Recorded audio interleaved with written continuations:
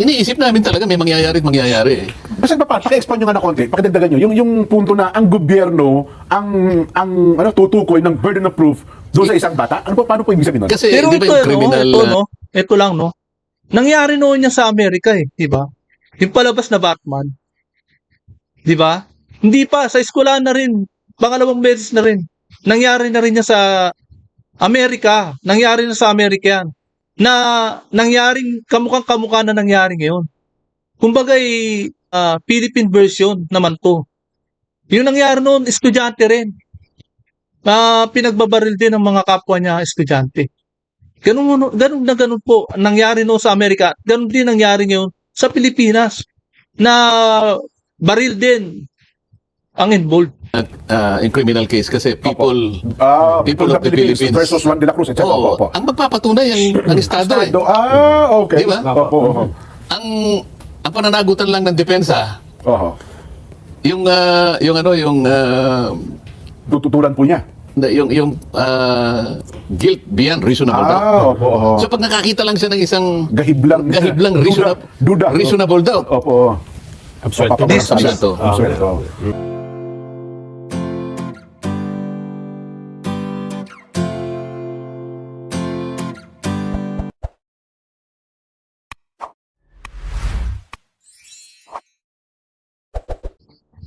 Ayan po, mga babayan at mga kapadspress.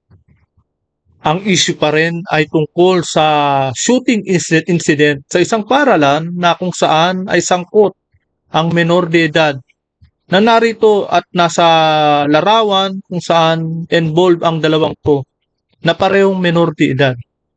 Kaya highlights at viral sa social media, papa sa TV o kahit nasa panika nilang mga bahay, ay viral po na kung bakit at paano nila nagawa ito. Malaking question paano at bakit nila nagawa ito? Dahil ba sa, unang-una, para sa akin, dahil sa kayabangan ba? Diba? May mga sari-sariling kayabangan na rin kasi mga ito. Kaya ito, dahil nga sa sunod-sunod na karasan, na kinakasangkutan ng kabataan, kung tutusin ng kabataan ay pag-asa ng ating bayan. Di ba? Pero sa nangyayari ngayon, sila ngayon ang nagiging viral at sila ngayon ang nakikita na maaaring magpabagsak sa isang bayan. Paano na kinabukasan natin na inaasa natin sa isang kabataan kung sila naman ang yuyurak at sila naman ang sisira sa buong bansa, di ba? Dahil ba ito ay nakikita nila sa mga nangyayari sa ating bansa, especially ang number one ay kurakutan, di ba? Maduktong-duktong na yan. Kumbaga, syempre, hindi na siguro na nababantayan ng kanya-kanyang mga magulang ang mga buhay-buhay ng kanilang mga anak. Ganyan po ang nangyayari, di ba? Kaya heto, bago pong lahat ay welcome po muna sa aking channel at muling nagbabalik ang inyong lingkod, Pads Press TV. Kaya ito, si Senador Marcoleta ay nagbigay na rin ng kanyang opinyon tungkol sa nangyayaring ito sa karahasan tungkol sa shooting incident. Di ba? Kumbaga, ito, abogado to. Marami tayong matututunan tungkol sa mga sasabihin niya dito sa kanyang programang sa Saganang Mamamayan. Di ba? Kaya ito po, panoorin po natin ang bidyong ito. At bago pong lahat, ay welcome po muna sa aking channel. Ito, at muling nagbabalik ang inyong lingkod, Pads Press TV. Kaya ito po, panoorin po natin. Ayan, pakinggan natin. Panoorin po natin. Uusapan po kasi rito in the final analysis, Mr. President, ay yung kapasidad ng isang bata na gumawa ng isang karumal-dumal na krimen. Kung kaya niya, kung meron siyang kapasidad na maintindihan niya ang pagkakaiba ng mali at saka yung tama. Yun ang ating pamantayan. Sa mga tweet, kung yung bata, kahit na 7 taon lang, ngunit kahit paano mo pagbalik-balik rin ang mapangyayari, alam niya ang consequence. Alam niya na darating siya sa ganito Yung consequence ng kanyang magagawang krimen sa kanyang kapwa at sa lipunan, alam na alam niya, kahit sa murang gulang pa lang. Pero ito, no, sa ating pagkakaalam ang mga minor de edad na sinasabi niyang 7 years old ay hindi pa ho malakas ang loob. Mahina pa ho ang loob ng mga batang yan. Pero may mga likas talagang mga bata na talagang kung ano yung tinalakayan niya, sa kanyang pamilya, na nakikita niya, yun yung nakukuha niya, na pwedeng masabi niyang, ay tama to, na kahit maliit na sa ginagawa ng mga magulang niya, ay nakikita niya pa rin. Kumbaga, makikita niya na kalalaki niya ay tama ito, di ba? Kaya nagkakaroon ng lakas ng loob na gumawa ng mali. Di ba? Pero kung tutusin ang mga kabataan, ang mga minor de edad, ay mahihina po ang loob niya. Pero sa nakikita niya, eto yun sa 14 years old, di ba? Ang ang tiyahin niya, ang kamag-anak ng ay isang pulis, di ba? O yun. Doon lumakas ang loob siguro nung batang yun na talagang tama ang bumaril. Na tama rin sa kanya ang humawak ng baril. Na tama para sa kanya na kahit na mali at hindi allowed ang minor de edad na humawak ng baril. Na para sa kanya ay tama. 'Di ba? May kukwento rito na marami sinabi ang minor de edad na 14 na po sa kanyang kasama no. 'Di ba?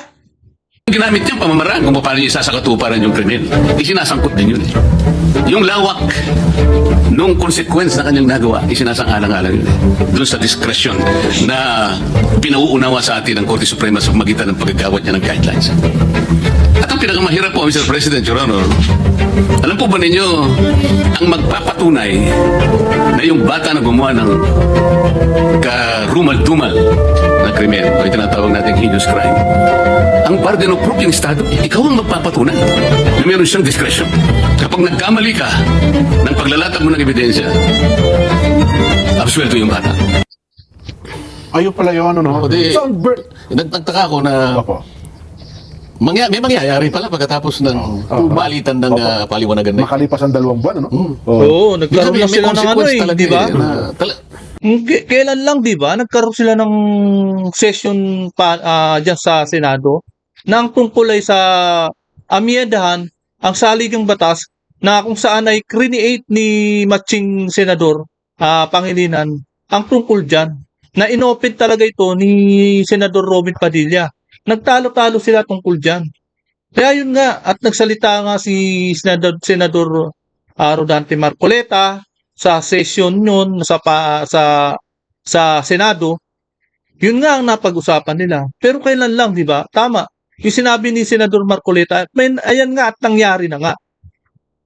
Iniisip namin talaga may mangyayari. Basta pa, paki-expand nyo nga na konti, pakidagdagan nyo, yung punto na ang gobyerno, ang tutukoy ng burden of proof doon sa isang bata, paano po ibig sabihin nun? Kasi Pero di ba ito, yung criminal... ito lang, no? Nangyari noon niya sa Amerika di ba? Yung palabas na Batman. Di ba? Hindi pa, sa eskwelahan na rin. Pangalawang beses na rin. Nangyari na rin niya sa Amerika. Nangyari na sa Amerika yan. Na nangyaring kamukhang-kamukha na nangyari ngayon. Kumbaga Philippine version naman to. Yung nangyari noon, estudyante rin. Pinagbabaril din ng mga kapwa niya estudyante. Ganun po nangyari noon sa Amerika. Ganun din nangyari ngayon sa Pilipinas na baril din ang involved. In criminal case kasi people People of the Philippines versus Juan de la Cruz, etc. Oo, Opo. ang magpapatunay ang Estado eh. Okay. Di ba? Opo. Ang pananagutan lang ng depensa Oho. yung Tututulan po niya. guilt beyond reasonable doubt. Opo. Oho. So pag nakakita lang siya ng isang Gahiblang duda. reasonable doubt. Opo. Absuelto. Absuelto. So, Absuelto. doon pinapaliwanag na paano kung talagang may discernment yung bata. Oo. At pagkatapos niyang ma-discern yung consequence, ginamit niya yung discretion. Hindi, wag na lang. Opo. Magtatalo yung kalooban niya. Pero kasi meron siyang discretion na gawin o hindi. Kasi may discernment siya. Oho. Gaya nung nangyari sa Tacloban, Nelson. Kasi yung 15 Eh di anyos, lalo na yun, 15 at saka 14. isang 14. Yung 15 kasi, parang 15 years old mahigit. Magsi-16 na yata eh. Yung isa naman, 14 anyos, papunta pa lang ng 15. Pero nag-uusap sila. Nag-uusap po at alam mo kanilang gagawin. Alam mo kasi At consequence. yung isa, mas maraming binaril, tas mababa yung kanyang... Yung 14 anyos. Yung gulang. Yes po. Dalawa yung nabaril ng isa lang ata. Opo, At yung 14 ang mas maraming alam sa batas eh. Yun, oh. Kasi yung nagsasabing hindi tayo makukulong dito. Not necessarily mas marami siyang alam. Alam niya na mas mababa yung kanyang edad. Kaya makikita niya na, hindi, kanya kahit na mas maka. Kasi ikaw, baka ikaw, tama, ako hindi eh. Kasi sa 15 baka mamaya Makakasuhan kanya, eh. baka kanya borderline ito eh. Pero ako 14, libreng-libre Libre, ako. Maaaring ganun ang isip niya eh. Nangyari nga. Ito ay nangyari. Ngayon pa, Wala nga nag-uusapan, siyang kaso. walang anumang may kakaso doon sa 14 anyos. Kundi, ang gagawin lang daw po ay isa sa ilalim doon sa rehabilitation sa pasilidad, sa ilalim ng Intervention. DSWD, Sen. Yun ang batas eh. Oh, yun. Anong gagawin mo? Oo, yun batas eh. Kumaga mangyayari, magkakaroon ng intervention. Mag-i-advise lang sa bata. 'Di ba? Mag-a-advise lang sila sa bata kung ano yung ano. Kumbaga siyempre, rehabilitation, dun muna siya. Sa mga area na yun o sa DSWD, 'di ba? Oh, May pananagutan dyan, yung ama, yung civil liability. Tanong dun Pananagutan lahat. 'Di ba? Yung Ang tanong doon, anong kaso ang may bibigay sa ama o sa kamag-anak na nanghiram ng baril o nag-allowed na makahawak ng baril ang isang menor de edad na 14 na alam niya talaga na ang batas ay hindi siya makukulong. Ang lakas na loob, di ba? Ano ang magiging kaso nun? Oo. Nung magulang. Pero kanina, sinasabi ko, Nelson, Oo. ang bahaging ito ay sinasalamin ng kalagayan ng ating lipunan ngayon, ng ating Opo. bansa ngayon. Paano po? Sa anong paraan? Kita mo, bakit nagawa yung ganun? Maluluwag na, mahihina na ang pundasyon ng ating mga institusyon. Di ba? Paaralan. Sa nangyari sa paaralan eh. Opo, opo. Mismo. Kung Mahina. palalawakin natin ito, Sabihin, mahina yung para na. meron ako isang sinusubaybayan na isang kolumnista. Huwag na natin banggitin ang pangalan. Alam niya to eh, kasi paminsan-minsan nababanggit ko yung pangalan niya. Ito lamang yung kolumnista na pag meron akong pagkakataon na talagang binabasa ko ng buong yung kanyang kanyang sinusulat. Yung iba, artikulo. titignan ko lang yung pamagat eh. Opo, alam niyo na. Titignan ko lang yung pamagat na gano'n. Kung kakilala ko naman, puro may kulay itong mga ito eh. Opo. Alam ko na kung, kahit na tinignan mo lang yung titulo, alam mo na kung Alam sinulat saan eh. papunta. Oo. Dilaw eh. Yes po. Yung isa naman, pink. Opo. O, titignan mo lang. Pamagat na lang. Ano yung title? Itong sinasabi ko sa yung sumusulat, kolumnista, makikita mo na very objective siya. Ayun. Dahil wala siyang kulay eh. Oo, oo. Pero dahil sa ekonomista ito, ang basihan ng kanyang political analysis, palaging Ekonomiya. yung ekonomiya. Kaya maganda yung analysis niya. Okay. Oo. Kapag binasa mo yan, ang pinaka-latest na nabasa ko sa kanya, sabi niya, Ayan po, no? Napakinggan po natin at buong napanood po natin ang buong video na kung saan si Senador Marcoleta na po ang nagsalita at nagbigay ng opinion kasama sa mga legal na sa batas na kanyang sinasandalan, di ba? Ayon sa mga batas, ang mga sinasabi niya dahil sinusunod nga niya ang batas. Kaya yan po, no? Paano naman ang mga nabiktima ng karahasang ito? Paano na sila, di ba?